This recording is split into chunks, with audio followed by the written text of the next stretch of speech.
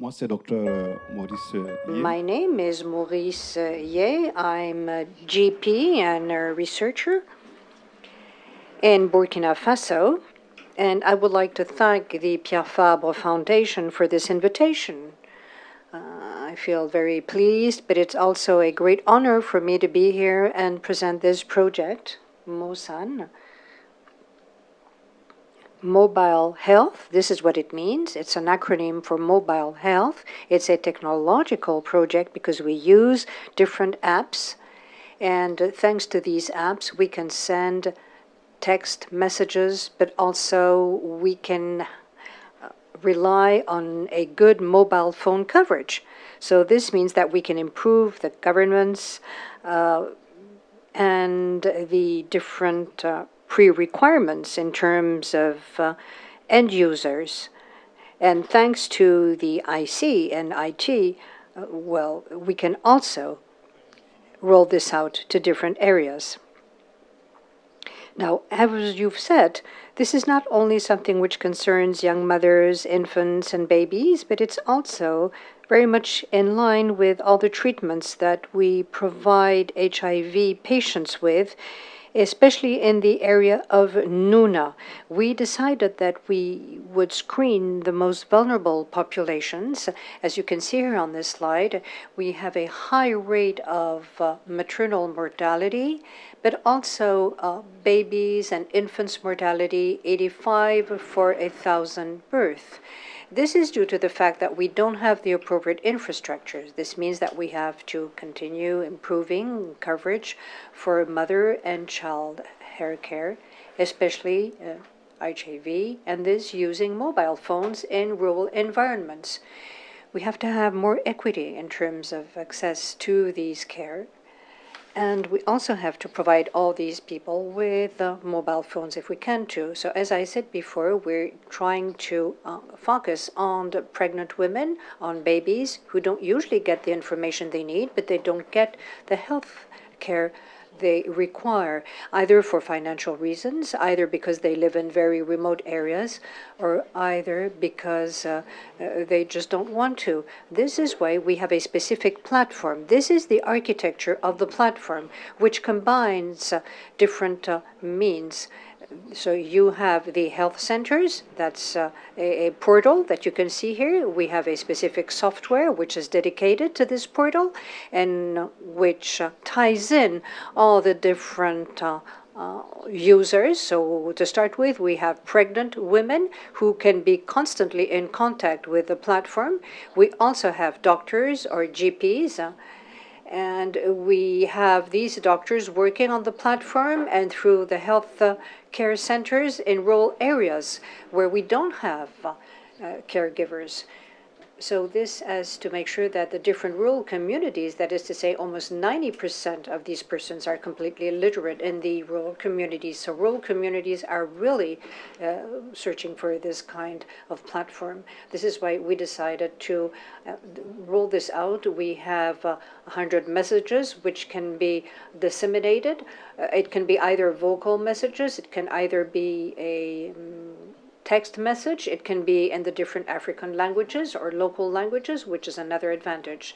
We also have doctors or GPs who are in charge of specific groups of patients. There is a real medical follow-up of these patients, either at local level or at territorial level. That means that different patients can have access to the doctor or the GP, and there is a direct link or communication between both. This thanks to the platform.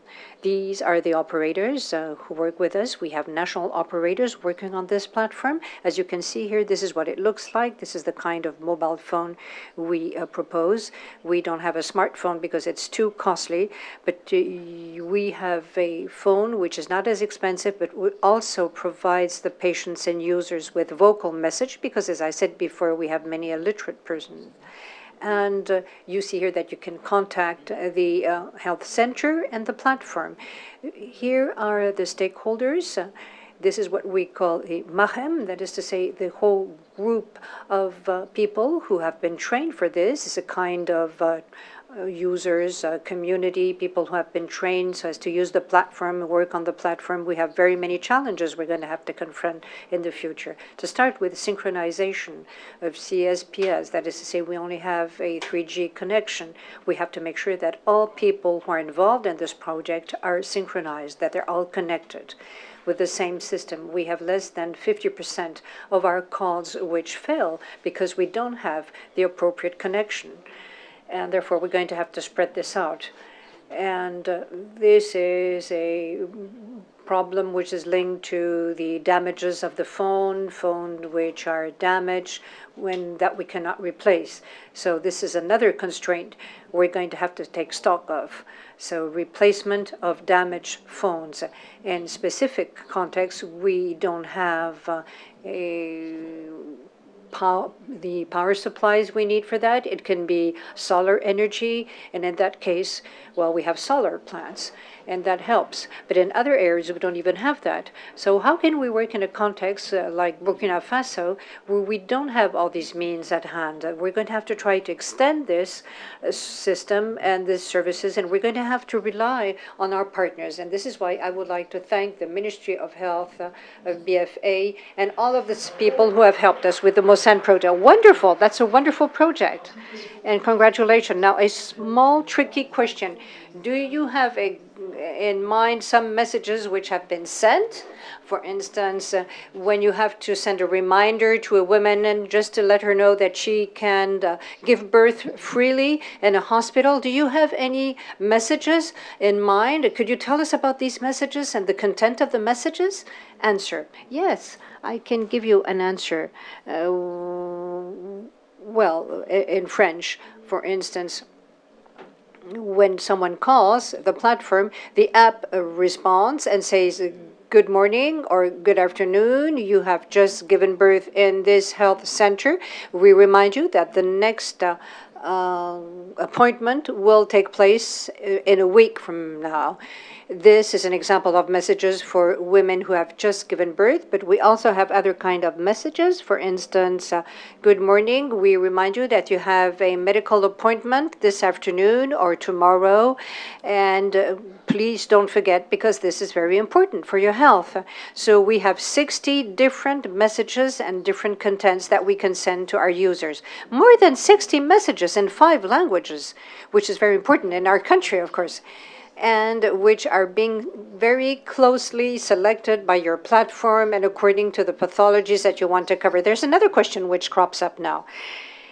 We've always been talking about pregnant women, patients, but I suppose that you also want to work with people who are what I would call relays or interface, who can help you. So how do you find these people? How do you recruit them? Well, thank you for this question because it's not so easy.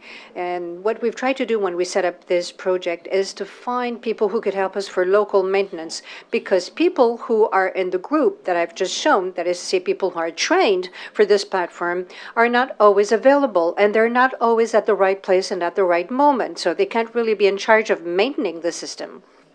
So this is one of our main drawbacks or constraints. And this is why we try to reinforce the system and make sure that we can maintain the system, because if we lose the information, then the system is not going to work smoothly. And this is something that we didn't have in mind when we started launching this. Now that we have launched the project, I think we're going to have to work on this. Yes, intranet in a globalized world is a tool that will be used by very different communities. Another question now concerning the confidentiality. So what about the information? Is it confidential? Because this is a question which was addressed to our other contributors today. For instance, in HIV, with HIV, you have to be very careful. This is confidential information. If you have a neighbor who has a phone, you don't want him or her to know all about your health situation. Answer: well, when it comes to HIV, what I can say is that we have special services and patients who have given their informed consent are patients who know that there is a specific code, that the code will be fed into the center because it is an electronic file, and therefore there's a specific code for each one of our patients. And then once they have the code, so they have to give their code before they give the message. Yes, the message is encoded, so not everybody can get the message, of course, and that's one of the aspects of confidentiality. So we really have to try to secure private data.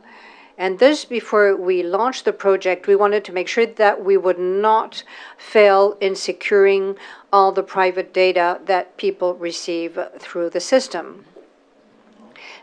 And that's something that we really have in mind.